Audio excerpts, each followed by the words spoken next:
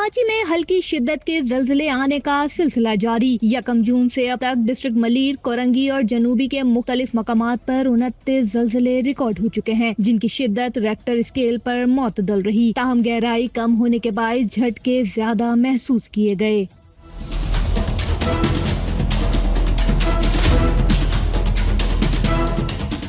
National tsunami centre کے مطابق سب سے زیادہ زلزلے ملیر میں 13، ڈی ایچ اے میں 10، قائد آباد میں 3، جبکہ کورنگی اور گڈاب میں 1 زلزلہ ریکارڈ ہوا ہے۔ زلزلوں کا سبب لانڈی فالٹ لائن متحرک ہونا ہے۔ چیف میٹرولوجسٹ امیر حیدر لغاری کے مطابق زیر زمین فالٹ لائن میں جمع ہونے والی توانائی کے اخراج کے نتیجے میں آنے والے زلزلوں کا سلسلہ مزید 24 سے 48 گھنٹوں تک برقرار رہ سکتا ہے۔